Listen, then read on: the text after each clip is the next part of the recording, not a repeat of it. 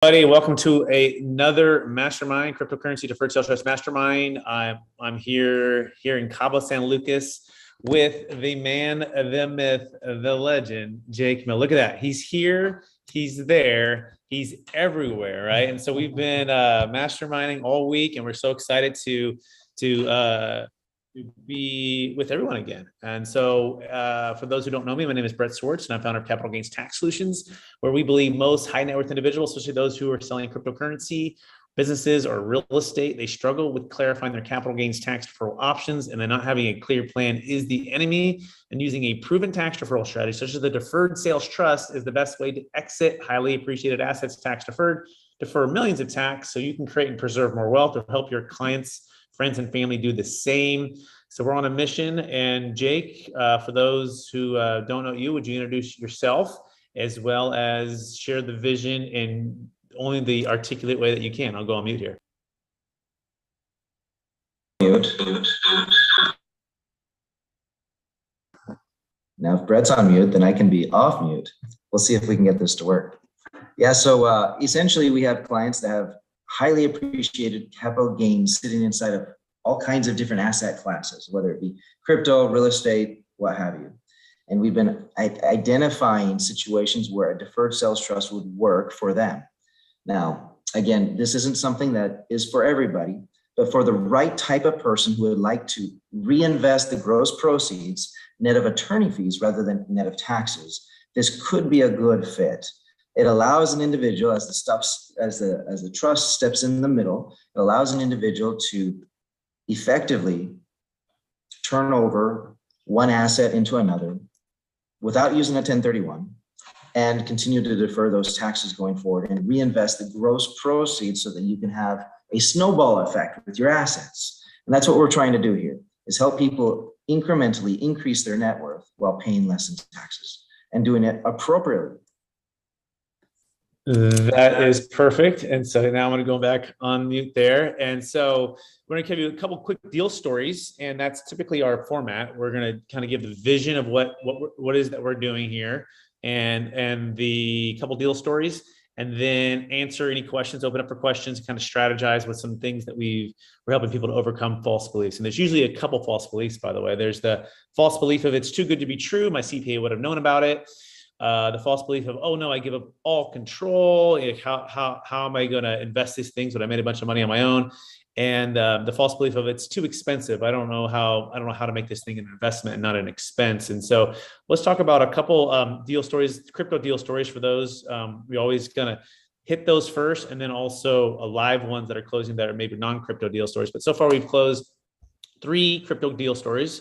One was a $50,000 Bitcoin owner. She worked for Google, and she had her highly appreciated assets go to up to $50 million. And when Bitcoin was at $54,000, she was able to exit 5 million of that. Looking back, she probably would have wished she would have exited all 50 million at that point, because Bitcoin obviously went up to 68, and then it dropped to 35. Now it's right around 38, I think, this morning. So, however, she did the 5 million, and she deferred about 2 million of tax. So that was great. And she was able to invest that with her business partner into a startup business company, as well as invested some of it with Jake Muller into stocks, bonds, mutual funds to diversify her holdings.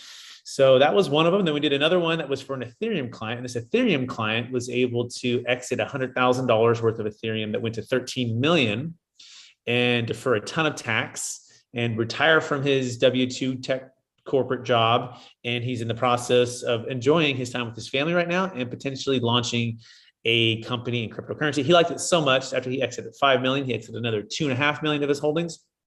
And he's taking the rest of the Ethereum and kind of dollar cost averaging out slowly, but he'll probably always have some holdings there. So that he's been able to invest all of that to securities. That's been his preferred method right now. So those are those 2 ones. Jake, any thoughts on those deals? No, I think the important thing to look at there is that those deals are a little bit different, and they help to accomplish different goals and purposes. The deferred sales trust is not a cookie cutter item that is just for anybody, or that somebody can utilize on their own necessarily. We try to make it as simple as possible, but it is a business trust. It is something that does require a little bit of an assistance. and mostly to protect the strategy. Currently, it has a 100% track record. What does that mean? That means that it usually, doesn't call attention to itself. And if in case out of those thousands of trusts that exist, kind of like lottery out of a hat, it happens to be one that gets looked at and scrutinized, as it has a variety of times, about a dozen or so, then it actually passes the sniff test. It passes, and there is no actually real sniff test, just so that you're aware. But what I'm getting at here is when we're trying to promote or recommend products and services to a client based on sound strategy, it comes from something. It comes from a precedence. It comes from people actually having had the IRS look at what they were doing and having the IRS walk away saying, we have zero findings and zero changes. Everything seems to be buttoned up.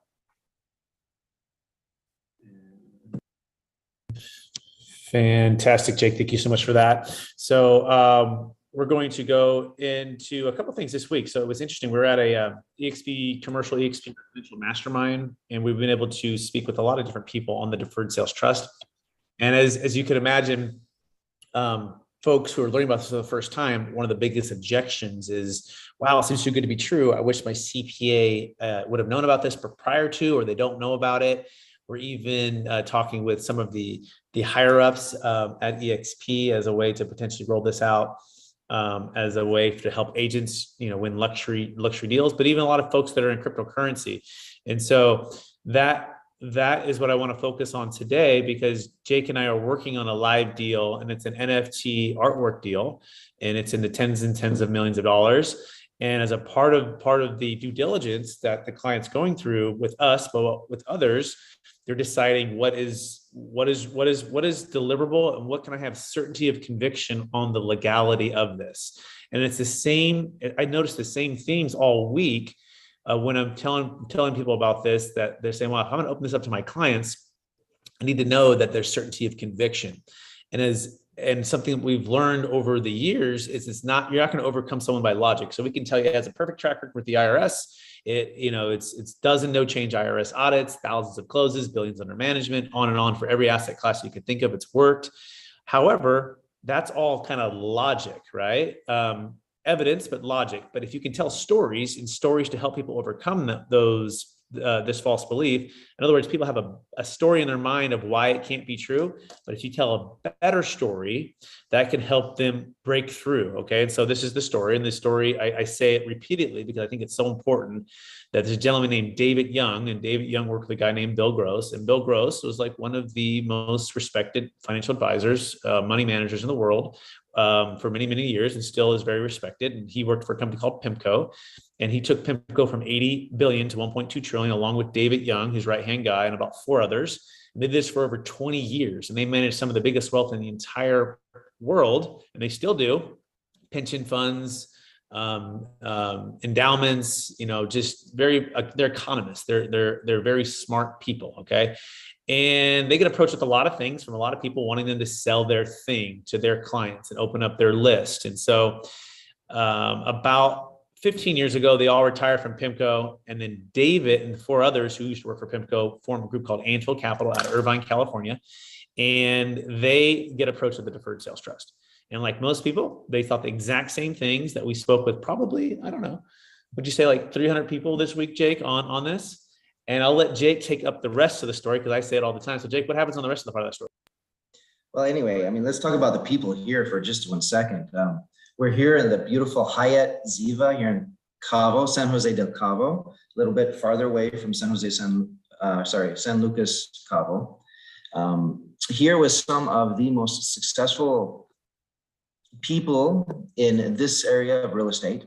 And it's been a phenomenal opportunity to speak with them about the Deferred Sales Trust, about how it maybe could have helped them last week, and how maybe with some of the deals they're working on right now, it might actually help the buyer and the seller come to an agreement on what the actual price is, list the property or sell the property through a variety of different negotiations that they're coming into. And so it's been a rockin' week so far, with just so many people from so many different places from all over the country and all over the world.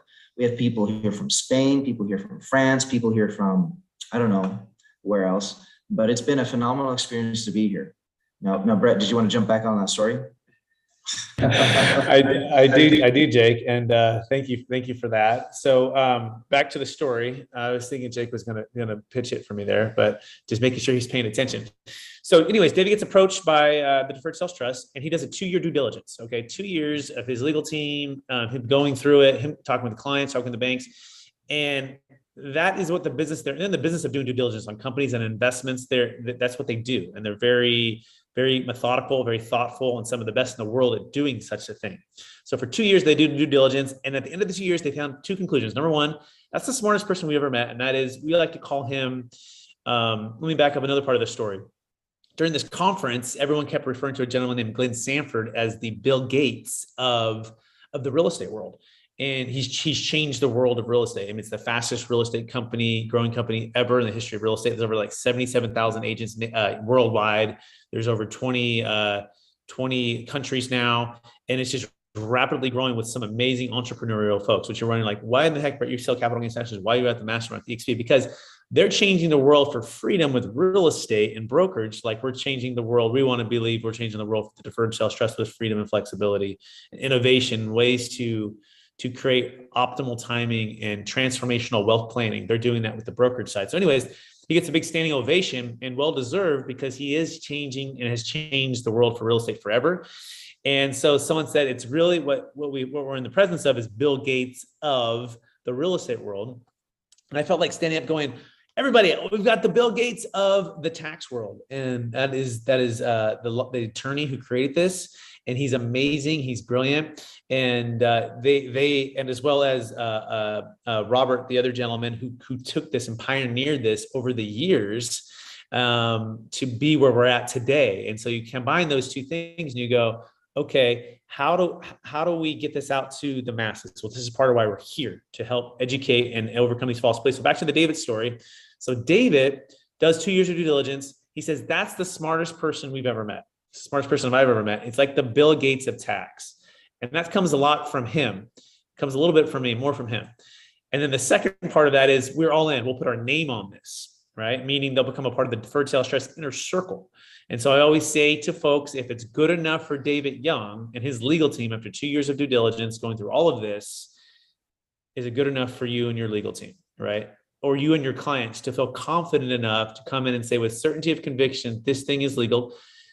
Work with them, talk with them. You don't need to represent it as a CPA or tax attorney. We're not CPAs or tax attorneys. We rely on them, but just get them to the table so they can hear about this. The key is we got to be early. The timing has to be early. We need to set it up prior to the buyer moving all contingencies. That being said, I want to open it up for questions now. We've been talking a lot. So anyone has questions, you can type it in the chat. Anyone has thoughts, anyone has feedback, would love for you to jump in right now. I'm going to start reaching out to people. So we have David, we have Chad, we have Adam, we have Leah, we have Maria, and we have, I think it's Kai. So feel free to unmute yourself and say hello. Or put it in the chat.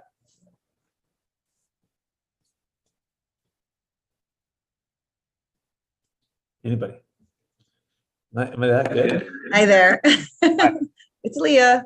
Yeah, I was in Cabo too. I'm kind of bummed that I didn't know that you guys were there doing a mastermind, because I would have loved to see. I mean, that's where I saw you last time, was with the EXP convention that was in Las Vegas. Mm-hmm. And so that would have been amazing. I got so much, I learned so much when, I go to those kind of courses. So kind of bummed about that. But again, like always, appreciate everything that you guys are doing, you and Jake. Are you still here? What? No, actually, we took off on Wednesday. We had to come back by Wednesday. Yeah. All right. So next time, or maybe the Dallas Tony Robbins event, right? That's okay. So are you going to be, that's something else that, well, I have you on, you're going to be there then again, you guys are going to be doing some courses there. Potentially. And potentially we're going to reach out to try to do something there live in person. Awesome. I have to get with Brent on that, Brent Gove on that, but yeah, no, thanks. Lee. Thanks for the feedback. And yeah, I wish you would know, we could have met in person. Yeah, definitely. Or again in person, right? So yeah. Cool. Awesome. Chad, any thoughts on anything I just said? Maybe I'll just call on our Strategic Alliance out of Montana attorney. Any thoughts or feedback for any of the deal stories or things that you're running into? I was just curious on the Bill Gates of real estate. Has he talked about incorporating that into their business structure? It's a good question. Yeah. So I've met with Mr. Glenn Sanford. Not met. I mean, I've talked to him. I haven't had an official meeting where I've planted some seeds. And so, like most folks that are billionaires, a lot of people approach them with a lot of stuff, and they have to take their time, just like David Young did for a couple of years. So the answer is not yet, but it's something where I'm hoping he's thinking about it, right? And I'm hoping we can build some relationship with him. And at the end of the day, I saw him down at it was one of the first events, and I had spoken to him a few months back about it. And he said, we're looking at it, right? We're looking at it, right? We're looking at it. And so at the end of the day, I think it's just, if you just keep closing deals, it speaks for itself, right? So especially for folks like that who get pitched all the time. So the hope is, yes, strategically align with them at some point. Good question. Yeah, I mean, it just kind of goes in lockstep with some of the hurdles that we face all the time, is just the lack of education with primarily the financial advisors and CPAs not knowing about it, and having somebody like him. You did a great job with David Young, and bringing him to the table and supporting this. And I think that brings a lot of credibility to this program. But having somebody like that incorporated into it, even if it's just a strategic partnership with you and your team, but promoting it and getting it out there so it becomes more of the vernacular in the real estate world, I think it would be great. Every single real estate agent I talk to has never heard of it. They are nervous about it because they've never heard about it, and their CPA hasn't told them about it. And so I think you're doing the good Lord's work out there, spreading the gospel, and but at the end of the day, it's, it needs to catch fire even more and get out in front of everybody, so it becomes as common as a 1031.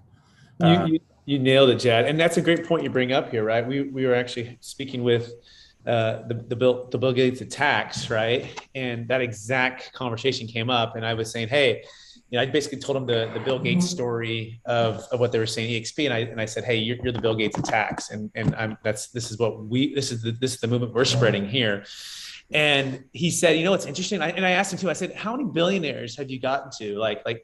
And he goes, well, we've got a few, right? But he goes, oftentimes, it's really interesting because you have the billionaires, they didn't get there by themselves, right? They had trusted advisors to help them navigate all of the complexities of wealth management and wealth accumulation.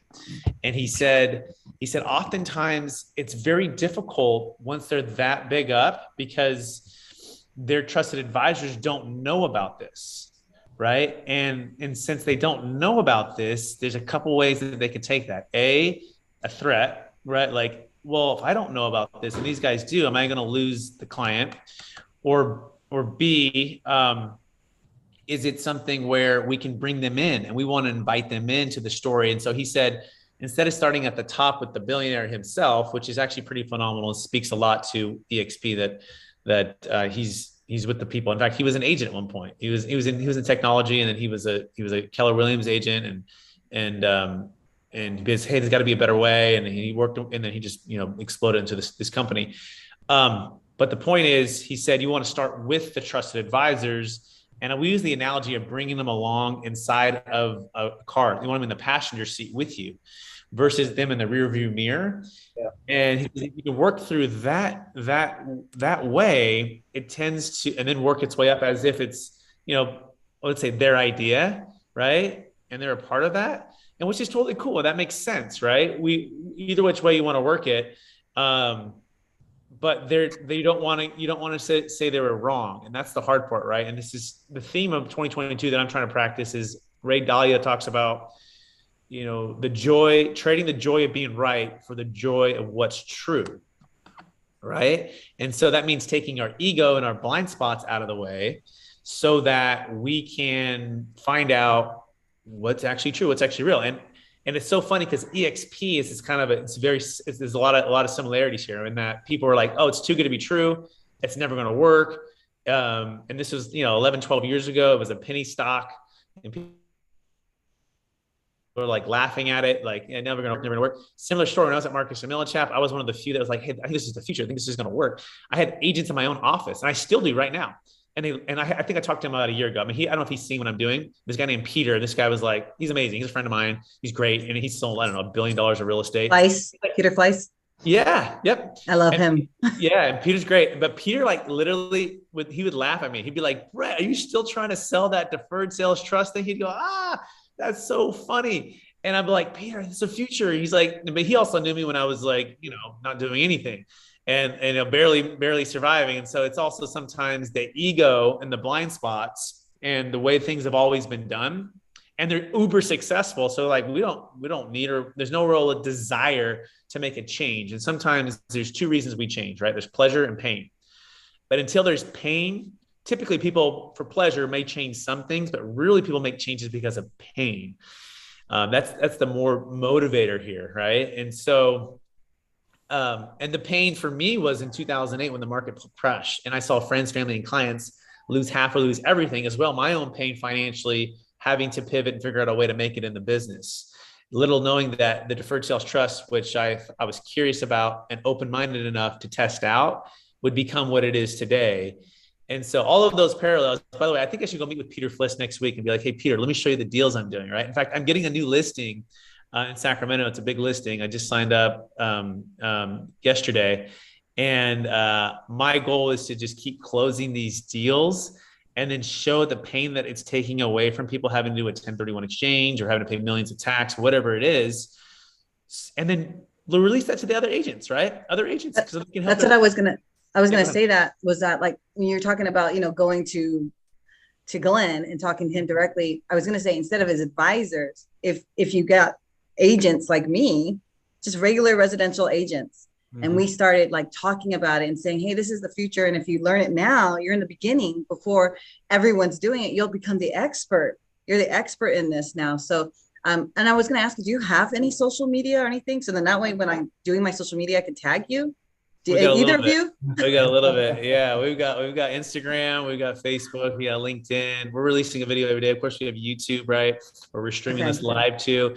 So yeah, you can search Capital Gains Tax Solutions. Capital Gains. Okay. Yeah. Search Capital Gains Tax Solutions. So we have the business pages, and then we also have the social pages. But I want to open it back up to Jake, see if he has any thoughts on anything that he always has some good insight here.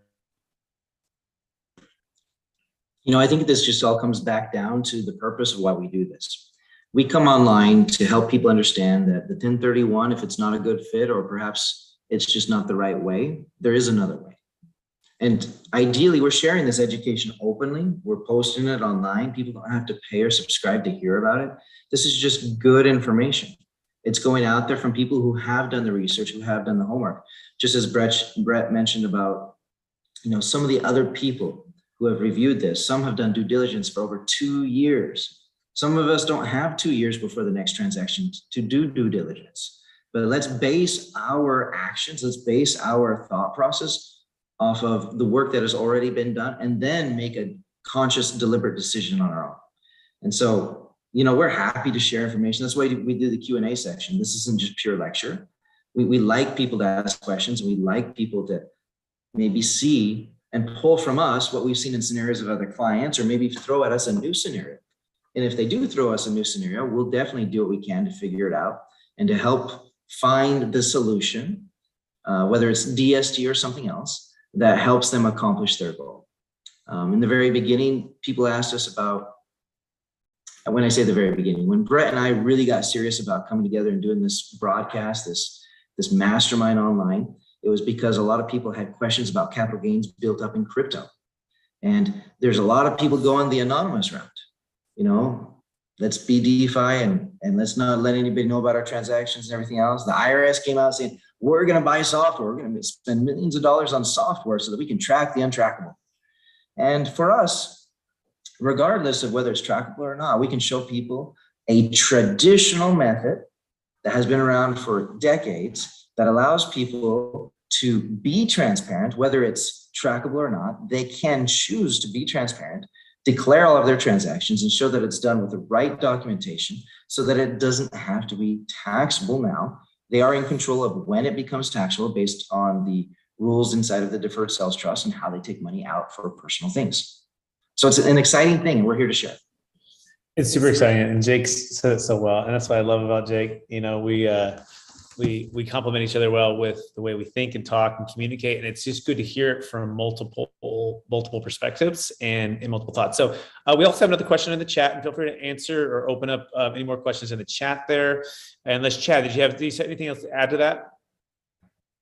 You're good? Okay, cool. So we've got a question from Adam, and it says, are there a set or pool of companies and or investments that these trusts may invest in? If so, how is that decided and who makes those investment decisions? Jake, do you want to answer that one? Absolutely. Typically, any type of asset class, any type of asset that actually is deemed an asset can be held within the Deferred Sales Trust. You have people separate assets a lot of different ways. You can have liquid assets, you can have hard assets. You can have digital assets, you can have patents, you can have intangible and tangible. You can have real estate, you can have semi-trucks, you can have marinas, you can have airplanes. The list, however you want to dice it up, simply put, if it's an asset that would go on a tax return as a holding or as an asset, that can be utilized. Now, of course, we had a conversation earlier today with a fellow from France whose job is largely in technology and tracking currencies. And that gets a little tricky. So if that's a particular question, I think that's an offline conversation to have. But for today's purposes, for answering that question, we have clients that sell out of crypto and then go and buy real estate. And then they sell the real estate and they go buy more crypto. And then they have assets in marketable securities, stocks, bonds, mutual funds, ETFs, options, warrants, and other derivatives. We have clients that own patents who sell patents. And so again, anything that would land on your tax return as an asset is something that typically can be bought and sold within a deferred sales trust or a deferred sales trust joint venture. Perfect, Jake. Thank you so much. So Adam, I hope that answers the question. You can give a thumbs up or you can unmute yourself and we can answer more of that. But that's a great question. And anyone else has questions, you can unmute yourself and then put it in the chat and we can answer it live right now.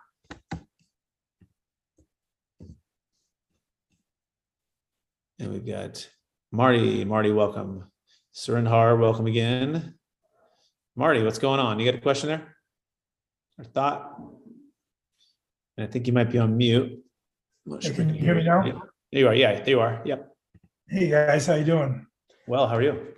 Good. I'm here in Scottsdale, Arizona, and I'm working with a client out of California, actually Southern California, that buys lots to build very expensive custom homes.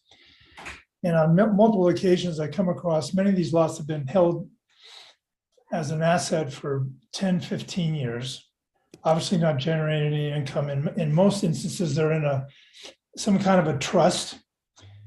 And so they could potentially, I presume, pass it on to their heirs for a stepped-up basis. I just wanted to brainstorm with you a little bit, just because of my nature in working with investors.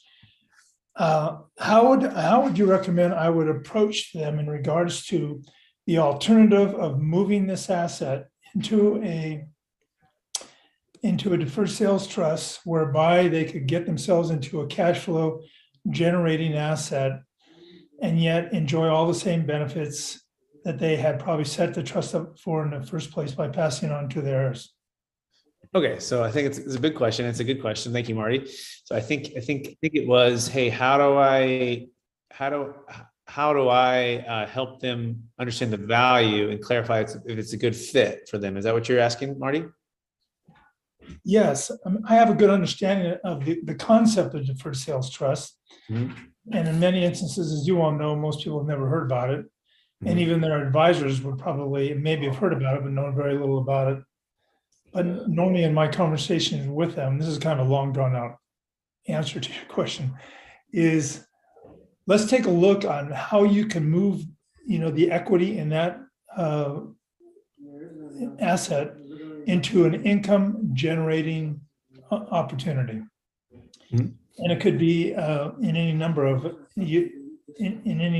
particular potential income producing assets, whether it be securities or whether it be other real estate, what have you. Got it. I think I got it. I think the biggest thing I found for our clients and for potential clients who are looking at this, it's really about them doing the work, right? And by that, I mean clarifying what their vision is for their wealth, for their family, for their legacy, right? Are they struggling with, are they ultra high net worth and they're struggling with estate tax and they're looking at the 40% debt tax? Are they struggling with just the capital gains tax and maybe having a stepped up basis? Are they considering a lifestyle change? Are they retiring from a business? You know, we have clients that are selling a $55 million deal in Florida right now, that they're an agricultural company and they ran it for 30 years and they just are ready to be done, spend time with their family. I have a client sold in Arizona a property, a multifamily property just 2 weeks ago. And his name's Chuck and he's in his 70s. And he's like, Brett, I never want to take a phone call ever again for a tenant.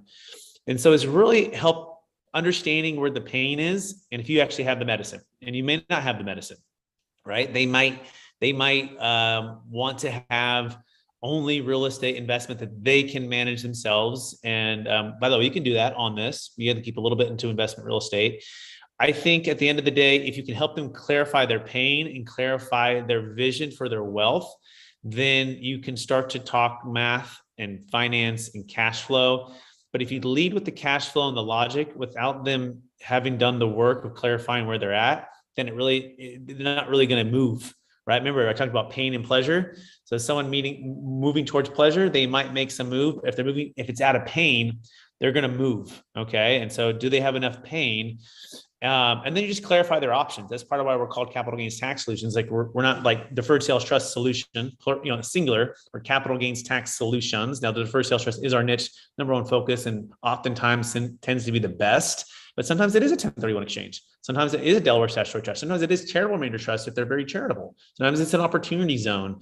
These are things that are important to know, but also if you have case studies. So we have the case studies. You can email me, Marty, and I have an entire case study booklet now that we're just gathering all the case studies and we're telling the story. So what I would say is, instead of focusing on the numbers and the logic, lead with story.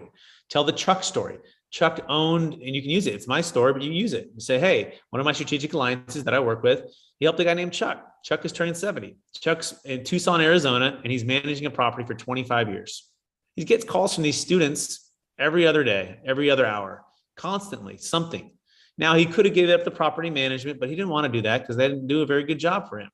Well, guess what? He has a couple $1,000,000 and he's ready to retire. Do you feel like you could be Chuck? Does Chuck feel like who you are? And if so, why don't you talk to Chuck? We'll get with Brett and Chuck and he'll tell you his story, see if it's a good fit. So you're changing it from you maybe convincing them or persuading them or selling them to a story that they can relate with. And then it could be cryptocurrency. Hey, there was a cryptocurrency owner. She worked for a big tech company. She had a dream of starting a new company with her college roommate and not working for Google. And she had 50 million of Bitcoin. Can you imagine buying Bitcoin for 50,000 and going to 50 million? Oh my gosh. But you have all this tax and you live in California and you feel trapped. Well, guess what? That's where she was at. She never sold until what? Until she met with some of my strategic alliances and learn about the deferred sales trust. Hey, why don't you come to the mastermind and just hear it? Just hear people talk about it. Because the other thing too is people feel like they're by themselves. They're like, wait, is someone telling me some weird tax thing that I'm by myself and I'm the only one who's going to be trying to do this? But when you bring them into this community, it helps them to get more comfortable with it, because it's not just Marty telling them, it's Marty, Brett, Jake, Leah, Chad, all of us that are on here. Is that making sense, Marty? No, yes. As what I'm getting out of this, the moral of the story is the magic is in asking the right questions, and then and inviting him. You don't need to overcome all of the objections. Like, have you met with them in person? So I always say the purpose of the cold call is to get a meeting. It's not to have a meeting. Or at least the purpose of a cold call is to get a Zoom meeting where you can have the meeting, right? If they're not willing to meet in person.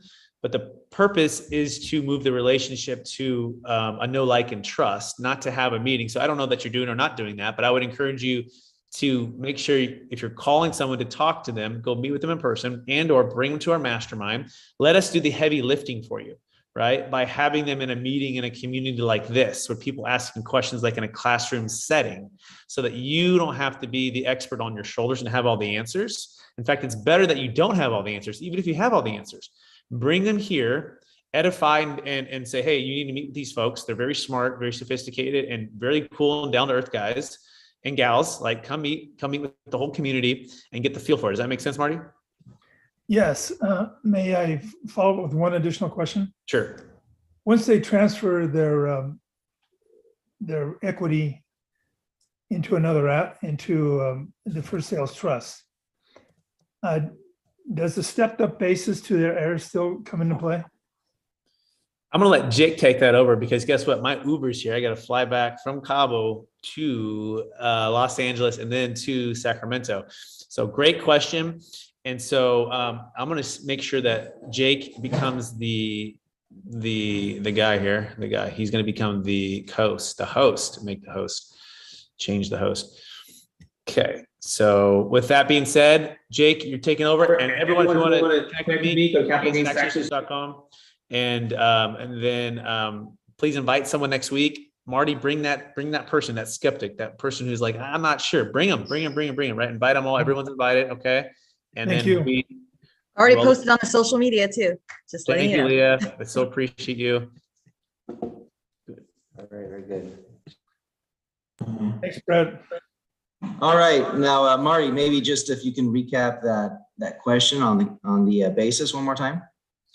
Well, as you all know, a lot of folks All right, up in age who have assets, they'll set up like a trust or a living trust.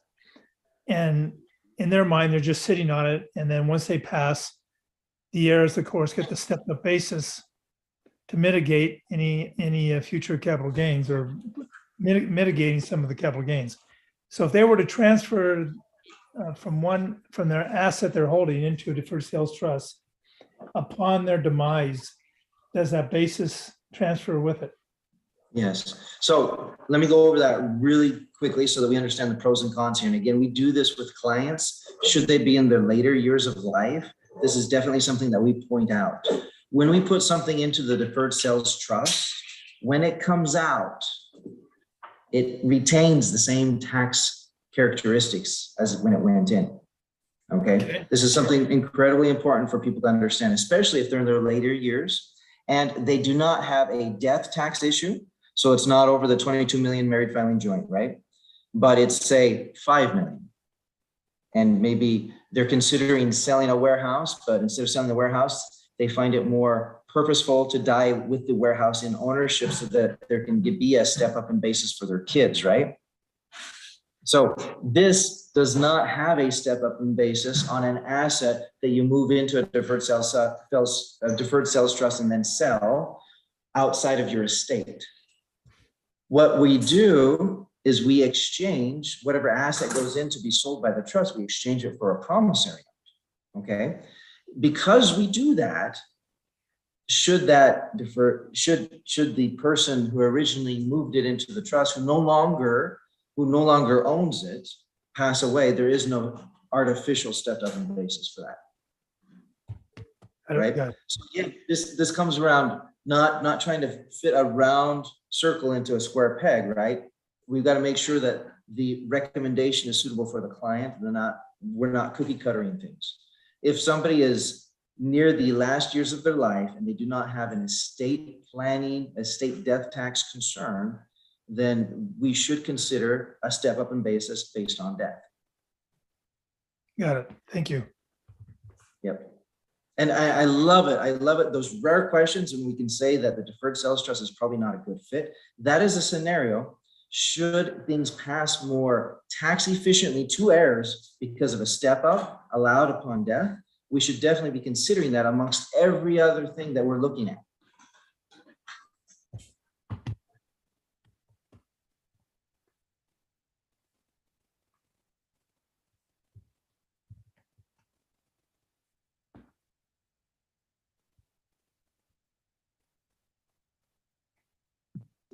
I just had to let them know their Uber driver was Elizabeth. I happen to be the Spanish speaker, and that Elizabeth's outside the gate waiting for them. Now I should probably let Elizabeth know. Hola, ya van saliendo, entonces puede acercar a la cerca para recogerles ahí afuera del Hyatt Ziva. All right. So we have Brennan and we have Brian that have joined us recently, and we also have Sridhar. Sridhar is a hedge fund manager that has been on several of our calls before. Adam You've messaged a few questions in the past. Anybody would like the last 10 minutes of time that we have today, or perhaps a piece of it? Marty, by the way, that was a really good question. Well, what I like to brainstorm, as I have in the past with Brett, just situations that would come into play that is a trigger to get a client to want to learn more. And, so that would lead me to ask you the question, where do you see the low hanging fruit? If we're out there trying to generate leads for our real estate business, where do you see the low hanging fruit where people should at least be exposed and educated about this opportunity? Absolutely. So today is a great question to ask that, because at this conference, we literally got peppered with tons of them. So let me repeat a few. There was a fellow, his name is Barry, and Barry accidentally got into selling marinas. And you can imagine that a marina sells for a pretty penny, kind of a high dollar item. And oftentimes it's been held in the same ownership for a long period of time. So the likelihood of lower basis and built up capital gains makes it a great fit. Oftentimes, depending on where the marina is and the rest of the person's estate, there should also be a concern around that surpassing that death tax exclusion. 11 million, whatever, plus, married filing joint could be $22 million.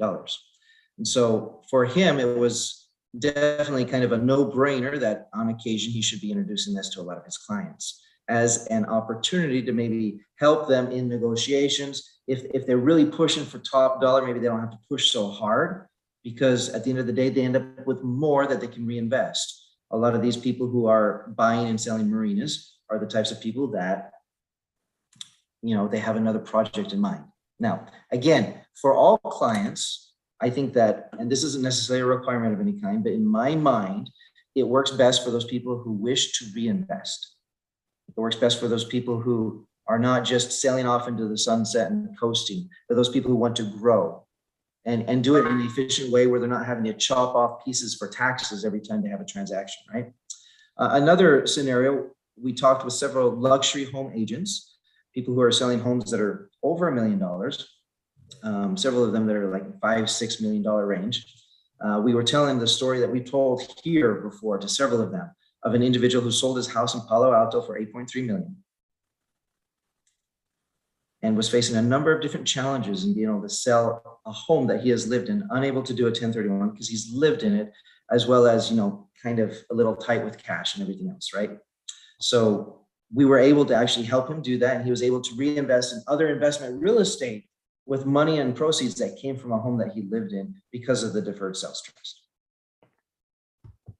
Now, there are certain things that we do. We always like to maintain a liquidity so that at any given time, if the IRS were to look at us or to scrutinize the trust, then we can say that we have the ability to pay on the promissory note that we exchanged for the property that was later sold, right? And so we maintain, even if you go into crypto, or if you're doing like high options trading or margin trading, or if you're going out and you're doing real estate or business ventures of any kind, we do like to have people from a consulting standpoint maintain a certain amount in marketable and liquid securities so that you can show that liquidity should at any given time you be questioned on whether or not you have the ability to pay on that promissory note that made this all possible in the original exchange of the property so that the trust could sell it instead of you. Thank you for that.